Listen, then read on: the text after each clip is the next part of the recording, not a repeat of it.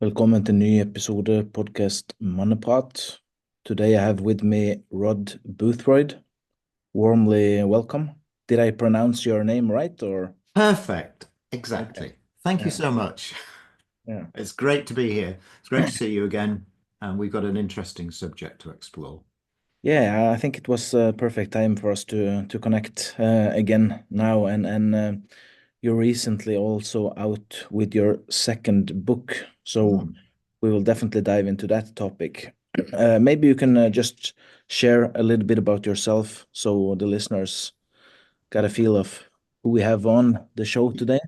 Yeah, of course, Frederick. Thanks for the invitation. So I was living a very conventional life, career in industry, and was made redundant at the age of 40, at which point it would be fair to say my life fell apart. The company closed down, financial issues, of course, as always. And I had nowhere to go, no idea of what I wanted in life, and no real idea of anything in the emotional world whatsoever, except for the emotional crisis that I experienced when I was made redundant. It's what I think people would call a midlife crisis. It's a search for identity, because previously my identity had been wrapped up in my work. It's a search for a way to overcome the anxiety of, oh, how am I going to survive this? It's the end of the world. Of course, the answer to that is by finding resources inside oneself that you didn't know were there. And for me, what that meant was first going into therapy, but then getting really hooked on what I was witnessing in front of me, the transformation that was possible in people's lives, and they're finding this expression I have, finding who they were always meant to be, finding who they were always meant to be before the world got in the way. So in other words, growing into their true selves and finding in that the fulfillment, the satisfaction, and of course the difficulties of living a more authentic life, which I'd like to believe is what I've been doing since that. That was 26 years ago. And that 26 years since I was made redundant has really been spent in the field of men's work, helping men grow. That's my particular gift, I would say. Mhm. So, thank you for sharing. And a little bit back to your book. What was the title of the first book you wrote? Well, I loved the archetypal model that Robert Moore and Douglas Gillette introduced in 1990. And I thought their book, although it was interesting in many ways, wasn't that relevant for a modern audience. So I rewrote the archetypal descriptions and explanations of what role these served, and this was the product of that. It's been quite successful. It's very accessible, very easy to read for a Mm. modern audience. It's also written in the language of our times, to be honest, rather Mm. than back in 1990 when everything we all know, back in 1990, the world was a different place. Mm. So, yes, warrior, magician, lover, king, those four important male and female archetypes. Yeah. And an Mm. explanation of what they were and how they operate and how to grow them. So, if people listening want to find the book, they can just actually search on your name on Amazon. Yes, they can It will come indeed. up, right? Yes, Yeah. that's right. Mm. Yeah. And then there is a second book, the new book. Yes, thank you. Not entirely an accident that I'm here with a copy in my hand. So here's the rationale. You'll see it's called Finding the King Within. Mm. Now, first of all, let's get a few things straight about that. Mm. King is a word that evokes a lot of reaction in people, and I'm not talking about anything that would be to do with a model of traditional royalty. This word here, king, you could substitute leader, um, controller, director, whatever word suits you. Essentially, it's the part of you up here that is leading your life, or at least allowing you to lead the life you want to lead. So, finding the king within. And you might say, well, why? What's the point? I mean, you've got a book there that's already described the king archetype. Well, this one is a little bit longer. fact, it's a lot longer, and it's all about that single archetype. And the reason is because the world needs men to step into their leadership, their powerful, natural, heart-centered leadership, more than ever before. In fact, I don't think it's too dramatic a thing to say. It's the only thing that's going to save us from ecological, social, environmental disaster, let alone political disaster, which, you know, some people see unfolding all around us. So that requires every man to step into that archetype as fully as he can. Mm, mm. Okay. Can we dive a little bit more into the book and what is described? What is the king? How do you step into it? How do you step into your own power, leadership? You know, those three questions are the questions of the moment, aren't they? Mm, Let's go right there. So, what is the king archetype? Well, conventionally, people think of it as leadership, and that obviously brings us the idea of leadership in the world: family, friends, social groups, employees, perhaps. But actually, excuse me, leadership of self. Where is my life going? What am I doing with my life? What's my purpose, actually? That really fundamental question for men. What am I doing on the surface of this beautiful planet? So, self leadership and other leadership, which takes us straight on to the next question is, well, what does leadership mean? Because we could look around the world right now and see great leadership, and we could see appalling leadership. So, the way I'd like to sum it up, Frederick, is heart-centered leadership. mm, Heart-centered leadership. Did you see, by any chance, when the floods in Spain happened, there were videos of the Prime Minister and the King of Spain visiting the flooded area? yeah, I said, And the Prime Minister was bustled into his car when the people started protesting mm, about what had happened. The Prime Minister was bundled into his car by his security men and driven away. The king, however, did not flee despite all his advisers wanting him to clear off to what they imagined would be safety. He stayed there. He listened to what the people had to say and he spoke to them close up and personal. mm, What a beautiful contrast for me between leadership that isn't leadership and leadership that's right there, heart centered on the people for whom the leader has some responsibility. mm. That makes sense? Makes sense, yeah. Mm. So I guess the next question would be, well, what is heart-centered leadership? And it's an interesting one, isn't it? Because, you know, you've got two almost contradictory things there. It's like, Mm, well, heart-centered leadership, you stick around, you regard your people you're caring for or leading or responsible for as important, mm, and yet you're the leader. So somehow there is a difference, isn't there, in status and power and authority. And yet the heart-centered leadership, you know, if you read books on heart-centered leadership, they will all say the people are as important as the leader. Now, mm, how can this be? And the answer is it's an attitude of mind that somehow you know as a leader to be heart-centered, you really have to be there caring for people. And at the same time, you have to have a slightly higher or different or elevated or something perspective to see what's going on more objectively.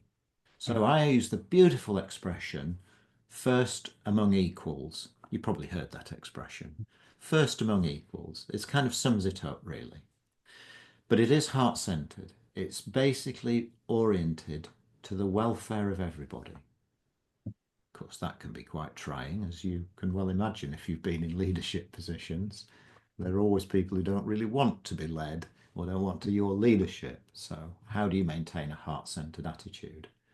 mm, Great. Well, um, resilience, you mm, have the capacity to hold it without being impacted by it. And how does that work? You have the strength, the emotional strength, and sometimes the physical strength to just hold whatever's coming at you and not be impacted by it, mm, which requires not just strength, but self confidence. and wisdom. And so, as you begin to look into what heart-centered leadership means, you find all these other qualities that follow naturally from the idea of heart-centered leadership. So, just to list a few of them: strength, resilience, confidence, wisdom, and I would say more subtle things like the ability to learn what you need to know to do the job you're doing, and the optimism to believe that everything will be okay despite what it might look like in this moment right now. We could easily look around the world right now and think, oh, what is happening? And yet somehow that just leads us to despair. How do you keep your optimism and hope in the face of what looks like a series of ecological disasters and traumatic political events? So here's the answer to that question. You stand more and more in your king archetype. You embody it more and more with each day that goes by. Yeah.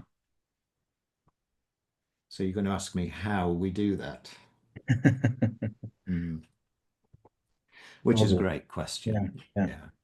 I think one thing is you learn by experience. You Mm, know, it's something that comes to children who are brought up in close contact with their fathers mm, quite naturally.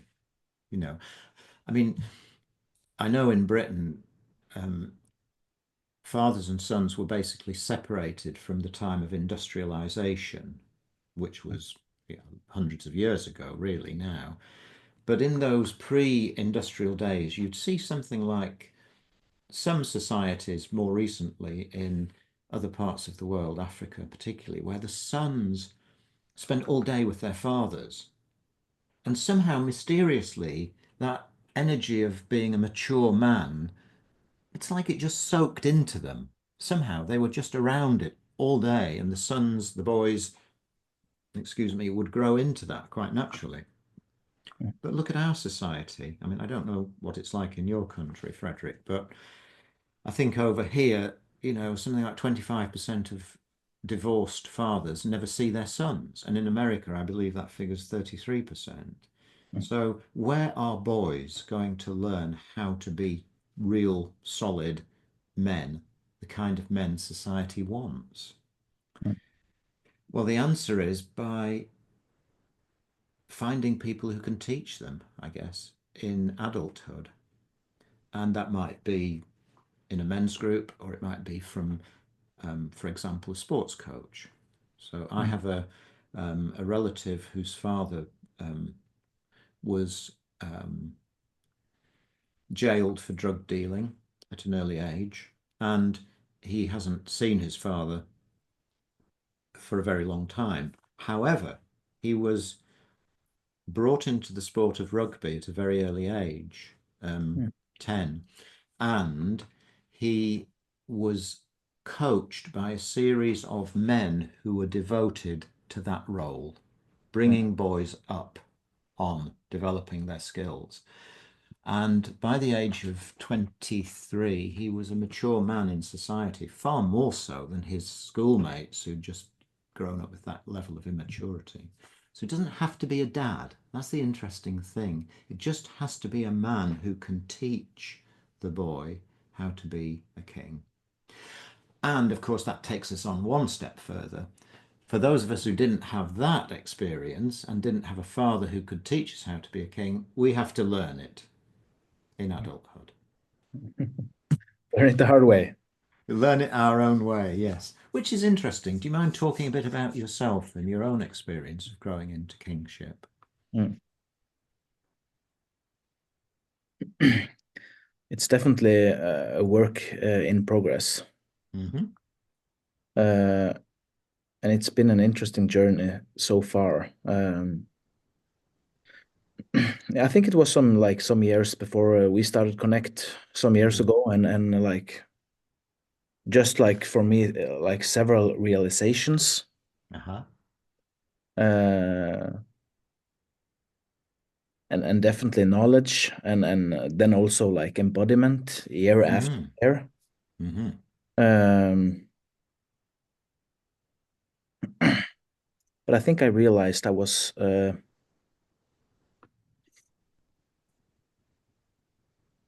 influenced a lot by my mother and female energy, so to speak, Sure, sure. and was lacking some capacity to be in masculine energy, Mm, mm. and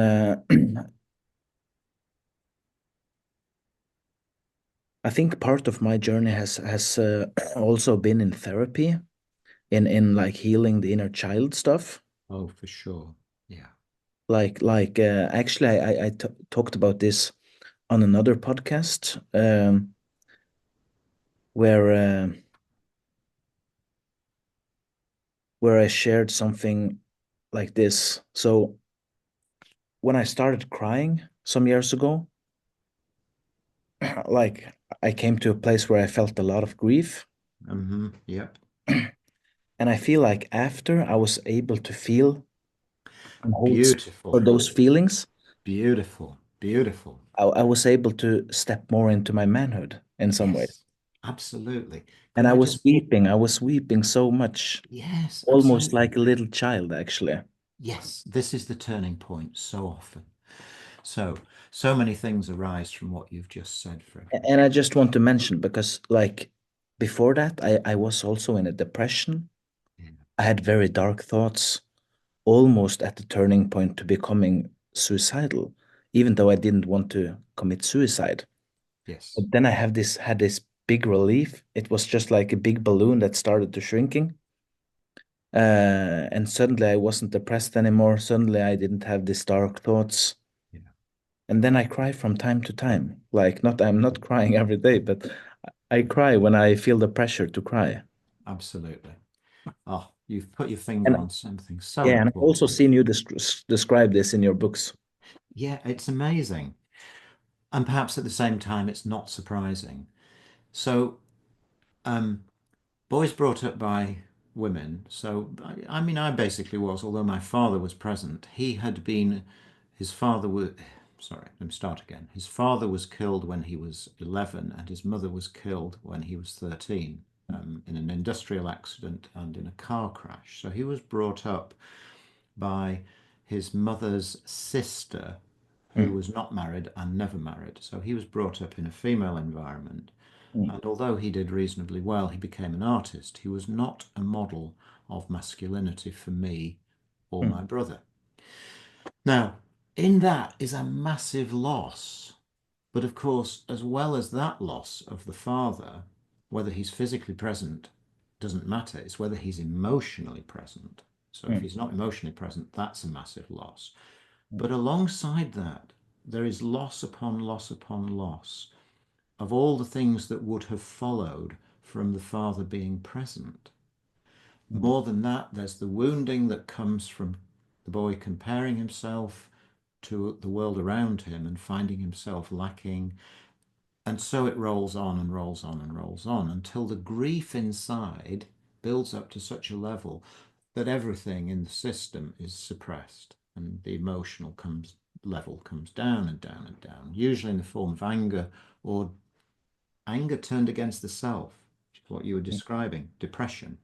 And mm, the release for this, the safety valve, when you find the way to turn it on, is mm, crying, is to release the grief. I have seen that so many times, including in my own life, in the way you have just described. And it can be a complete transition, a complete turning point to something that looks very different. mm, It's astounding. mm, So, one of the things you won't be surprised to hear that I recommend in this book is to find a grief circle. Now, I don't know how it is in your country, but all over Britain, there are people running grief tending Okay. circles. Just go on the internet and there's like hundreds of them. I've I have been to one or two, but I've done my crying in groups, men's groups over the years. It's Mm, quite astounding. People have caught on to the importance of this. okay. Yeah. Um, I don't know if you have the same opportunity where you are, Oh, but I don't think so. I never heard uh, of it. Oh. grief tending, yes. Well, I hope it spreads soon because it's such a valuable thing. Because grief should be shared in community. It's not an isolated event. Mm, I've had clients come to me and say, oh, yes, well, I go down the pub and I drink and then I get home and then I just cry and cry and cry. But that doesn't do it. It can provide relief for a while.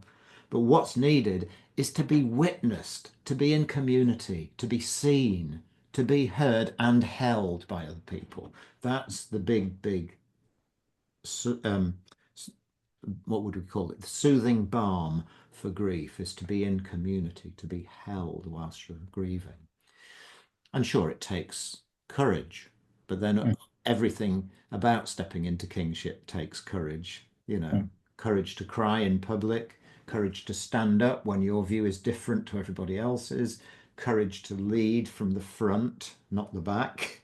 Just thinking of my tour of the First World War cemeteries in France, where all over France are war cemeteries, and you see the lines of private, corporal, sergeant, hundreds and hundreds and hundreds. You very rarely see colonel, major, captain, or general. They were right at the back, well behind the lines. That's not leadership. In fact, that's actually cowardice. If you send your men where you're not prepared to go, not a good way of leading. And hopefully we don't have that anymore, but who knows? Yeah. So you asked me earlier on about stepping into kingship. And so a large part of this book, towards the back, that much of the book, is devoted to techniques to step into king. And so obviously far too many to talk about here. But I would like to just talk about one in particular, which in a way underpins everything else. And this is the technique of stepping into king energy. What does that mean? Where's my king energy? Well, here's the interesting thing, I think, Frederick. It's almost like flicking a switch. That these archetypes are laid down up here. They are a part of us. Whether they're running or not, whether actually the circuit's running is a different matter. But there are ways to flicking it on. And one of them is just simply, I describe it in the book, one of them is simply to imagine what your king would look like in his finest form. And then when you have that image, to actually step into it.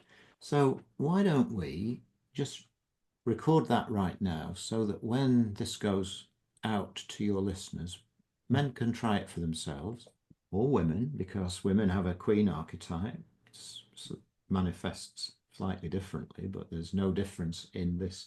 I call it like a trigger. You just a switch to flick to get into the king archetype. Are you up for that? Yeah. Okay, so here's the first step. So close your eyes, and you can go along with this too, Frederick, if you want. Close your eyes and just imagine somewhere very close to you right now that you can see the figure that we're going to call your king or your heart-centered leader, and see him in his finest, most powerful, most compassionate, most developed form. And as you look at that in your imagination, just look a little bit more closely. How is he dressed? What does he look like? And so many different things can come to mind. There's no way of knowing what an individual's image of his king will be, but there's always something significant about it. So take a look at that and see how he's dressed. And in a moment, when you've got a good idea of what he looks like and how he's dressed, take a look at him in a more sophisticated way. So if you just close your eyes again, take another look at him, and this time just work out what his values and qualities are. What does he actually stand for? What are the things that are important to him? And I'm thinking things like integrity, honor, courage, selflessness, compassion, finding a purpose, finding a mission, those kind of things. I'll just be quiet for a moment whilst you just reflect on that. And then we can come back together and perhaps you wouldn't mind speaking about what you see. Okay? What would you describe your king as, Frederick? What does he look like first?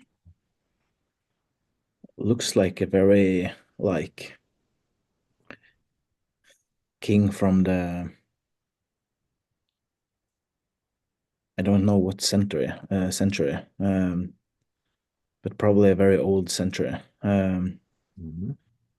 Like a typical king picture that you see in on old movies and I have the crown right up there.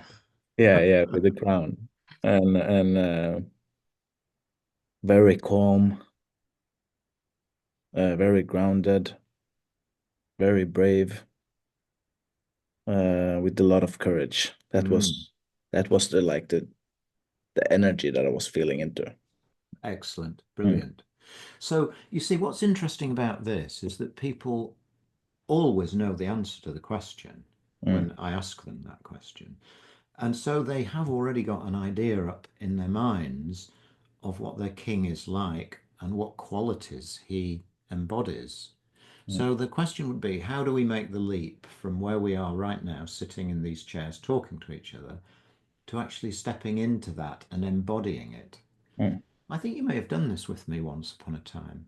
Yeah. mm, Well, the answer is very simple, that you actually just literally stand up, probably better if you can do it with your eyes closed, and then make that small move into the space where you imagined your king to be. And when you do that, most of the time, most people will feel something profound changes. mm, So, for example, it may be that they just simply feel bigger. That mm, often happens. It may be they feel stronger. Some people feel more confident, and some people report things like energy in their hands and fingers. mm. Yeah. So just a few minutes more, and then we can tie the knot, wrap it up, and parcel it up, send it off to everyone. So, so let's just recap all of that.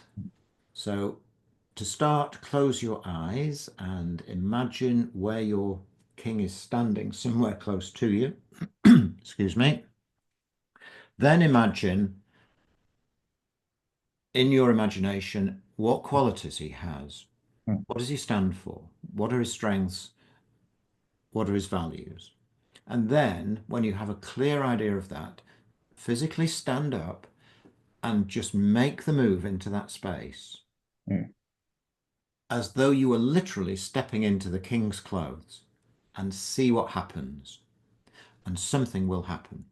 mm, Now, that's a great way of starting the process. And I do mm, describe it much, mm, much more detail in the book. mm, But that will surprise many people listening to this podcast because it's that easy to find your inner king. mm, I imagine if you could bring that energy to your mm, everyday life, mm. how would things be different? Mm. Great question, isn't it? Question, yeah. It would change everything. It Mm, would change everything. mm, And one final comment, really, I guess, is and for those people who find it necessary to pretend at being a king, mm, we could look around the world at various politicians and mm, find examples of this. You know, people who are so insecure, so have such a weak level of self-esteem and self-confidence that they inflate to these enormous figureheads of power. You stick a pin in them and they burst like a balloon. mm, This is genuine sovereignty, genuine kingship that will sustain you as a man throughout your entire life and develop with every day that goes by. mm, Now, isn't that, even if you don't intend to save the world, isn't mm, that a wonderful way to live your life? mm. It is. Thank you for sharing the exercise. Mm. Yeah, Mm, well, I hope it works for your listeners.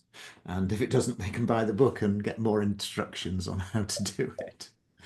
yeah, I mean, the book is available on on Amazon and highly recommend to buy it and just read it. Yeah.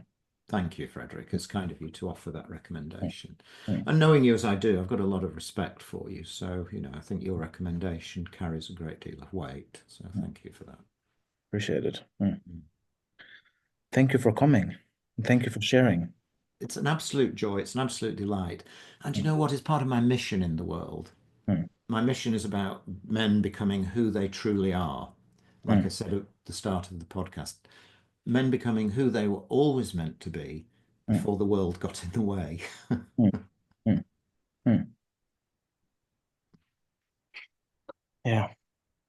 Uh, I will put the link to your website and the Amazon in the podcast description. So if people are listening and they want to check out or see what you're up to and read a book or your books, they can easily find it. Fantastic. Wonderful. Great to see you, Frederick. Thanks for that. We'll meet again sometime soon, I have no doubt. Somewhere, someplace, sometime. Thank you. Bye.